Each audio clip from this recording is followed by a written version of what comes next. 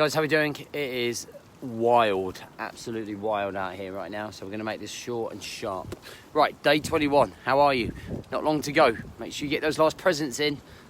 No last minute flapping or procrastinating. Day 21 is all about rest and recuperation. Now, something I have adopted massively, this year especially, is learning to rest and recuperate not only my body, but also my brain. Now, I know that with a really big run coming up next year and an awful lot of training coming up, I need to be scheduling and planning my rest and downtime as much as my activity time. It's absolutely vital. And I'm not getting any younger, and it's not as easy for me to get over 16, 25, 35 mile training runs at all, because I suffer for a couple of days afterwards. But I need to make sure that I'm figuring in where my rest and recuperation comes in, right, for my body. And I think as we go into 2019, you have to understand to listen to your body. You have to understand to listen to your mind. And when they're saying to you, I need a second, I need a rest, you have to pay attention to that. And I think a lot of people put themselves under a huge amount of pressure, feel that they have to work out on the particular day, so they might be physically and utterly drained from work, from working out, or not working out, and they put themselves under pressure and feel that they have to train, feel that they have to train, and they end up causing an injury because they don't get that rest in. Your body is such a complex science project, okay? All of the muscles, ligaments, bone structure, fatigue, everything that's going on, okay? Everything that's going on, it's like a science project. And it needs a rest every now and then. It needs just to sit there and go, just have this tea, and just chill. And I think we don't do that enough because we get guilty. We feel guilty about it. And we go, oh, do you know what, I don't feel like I can just sit here and chill. You gotta fucking learn to do that shit. You just gotta sit down, sometimes make yourself a cuppa, just sit and watch TV, 20 minutes. Or take the next day off. If you've been training 7 days a week for God knows how long, you are making a big mistake. When are you gonna let your recovery come in? Where's that rest? So to give you some indication, something that I employ is the 5 and 1. So I'll work out for 5 weeks and then I'll rest usually for 1. Or I'll do very, very minimal, okay, minimal exercise. So 5 weeks, bang, bang. And that week allows me to recuperate, rest, recover. And then my next 5 weeks, I step up the training slightly and we go again. 5 weeks on, 1 week off. Boom. And it will be very difficult to do that. I don't know if I'll be able to do that completely as a lead into the 100 miler, but certainly I will drop the gym and jiu-jitsu and just concentrate on very light runs or power walks and just getting those miles in. But think about your ratio. What can you do? Could you do 5 and 1? Could you do 6 and 1?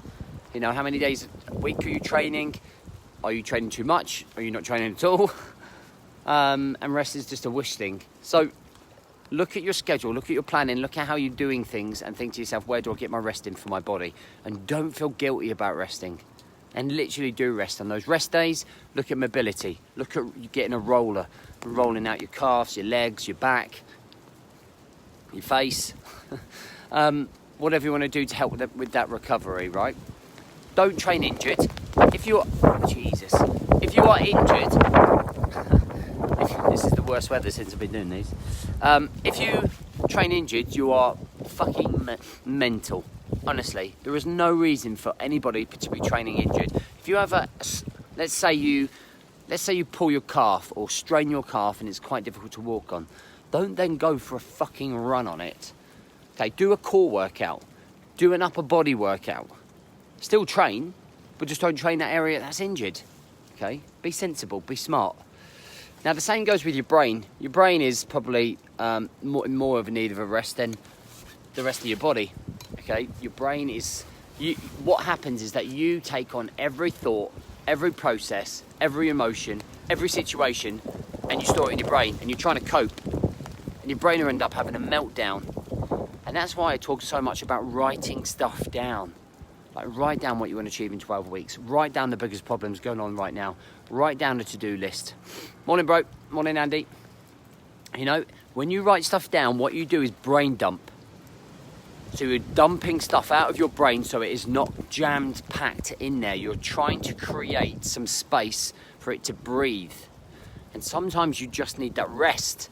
And sometimes that rest comes in the form of headspace, meditation, breathing, clearing your mind. Okay, a nice little tip that I use is that I walk around with a notepad and pen. Okay, and every time I have something that I know I need to do, I write that down. Because the problem is I think of something, oh my God, that's such a great quote, or that's such a good idea for a video. And then later on that night, it's lost in there because there's so much going on.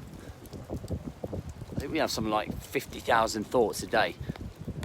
And you know, it's going to be very hard to remember all of them. And the most morning, Craig, and the most important things that we need to concentrate on is writing some of those important things down that are going through our head. We can put them in, we can put them in on paper, and then we can implement later and put them into our planning.